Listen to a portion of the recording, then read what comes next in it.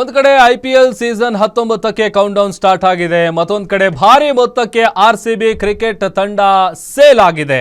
ಬರೋಬ್ಬರಿ 16,700 ಕೋಟಿಗೆ RCB sale ಆಗಿದೆ.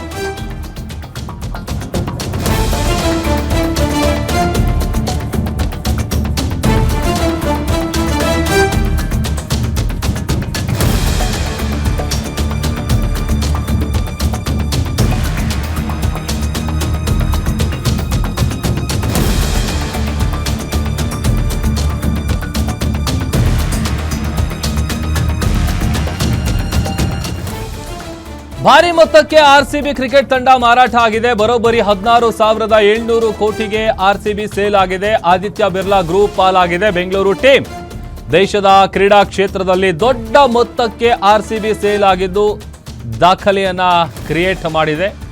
ವಿಶ್ವದ ಅತ್ಯಂತ ಜನಪ್ರಿಯ ಕ್ರೀಡಾ ಫ್ರಾಂಚೈಸಿಗಳಲ್ಲಿ ಒಂದಾಗಿದೆ ಆರ್ಸಿಬಿ.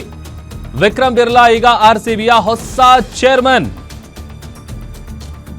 ಐಪಿಎಲ್ 2025ರ ಚಾಂಪಿಯನ್ ರಾಯಲ್ ಚಾಲೆಂಜರ್ಸ್ ಬೆಂಗಳೂರು ತಂಡವು ಬರೋಬ್ಬರಿ 16,700 ಕೋಟಿ ರೂಪಾಯಿ ಮೊತ್ತಕ್ಕೆ ಮಾರಾಟ ಆಗುವ ಮೂಲಕ ಹೊಸ ದಾಖಲೆಯನ್ನ ಬರೆದಿದೆ. ಪ್ರಸ್ತುತ ಮಾಲೀಕರಾದಂಥ ಡಿಯಾಜಿಯೋ ಸಂಸ್ಥೆಯಿಂದ ಈ ತಂಡವನ್ನ ಪ್ರಮುಖ ಹೂಡಿಕೆದಾರರ ಒಕ್ಕೂಟವು ಪರ್ಚೇಸ್ ಮಾಡಿದೆ. ಆದಿತ್ಯ ಬಿರ್ಲಾ ಗ್ರೂಪ್ 16,700 ಕೋಟಿ ರೂಪಾಯಿ ಮೊತ್ತದ ಈ ಒಪ್ಪಂದ ಐಪಿಎಲ್ ಇತಿಹಾಸದಲ್ಲೇ ಅತ್ಯಂತ ದುಬಾರಿ ಫ್ರಾಂಚೈಸಿ ಎಂಬ ಹೆಗ್ಗಳಿಕೆಗೆ ಆರ್ಸಿಬಿ ಪಾತ್ರ ಆಗಿದೆ. ಆರ್ಯಮಾನ್ ವಿಕ್ರಮ್ ಬಿರ್ಲಾ ಅವರು ಈ ಹೊಸ ಮಾಲೀಕತ್ವದ ಅಡಿಯಲ್ಲಿ ತಂಡದ ಅಧ್ಯಕ್ಷರಾಗಿ ಕಾರ್ಯನಿರ್ವಹಿಸಲಿದ್ದಾರೆ. ಐಪಿಎಲ್ 2026ರ ಸೀಸನ್ ಮುಗಿದ ನಂತರ ಈ ಹೊಸ ಮಾಲೀಕತ್ವವು ಅಧಿಕೃತವಾಗಿ ಜಾರಿಗೆ ಬರಲಿದೆ.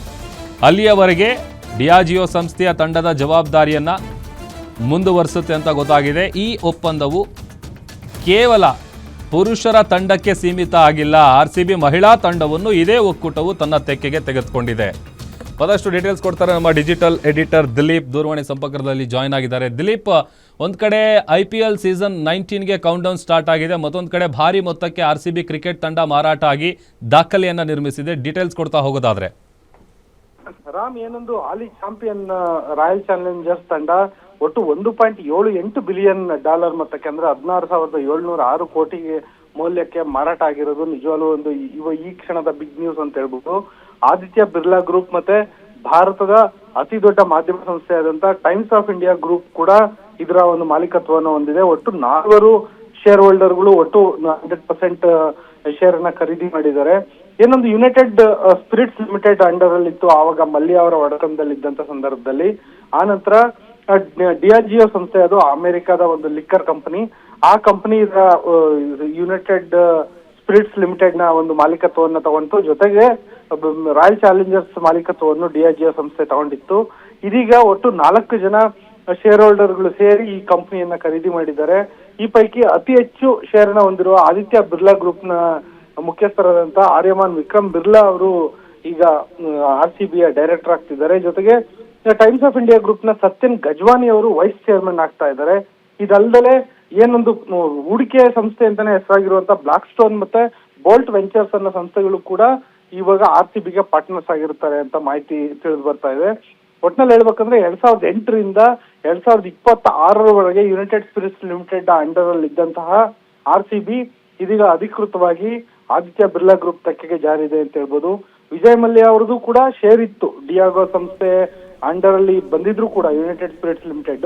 ವಿಜಯ್ ಮಲ್ಯ ಅವ್ರದ್ದು ಕೂಡ ಸ್ವಲ್ಪ ಮಟ್ಟಿಗೆ ಶೇರ್ ಇತ್ತು. ಇದೀಗ ಸಂಪೂರ್ಣವಾಗಿ ಆದಿತ್ಯ ಬಿರ್ಲಾ ಒಂದು ನೇತೃತ್ವದ 4 ಜನರ ಒಂದು ಒಕ್ಕೂಟಕ್ಕೆ ಇದೀಗ ಆರ್ಸಿಬಿ ವಾಲಿದೆ. Ram, okay, thank you.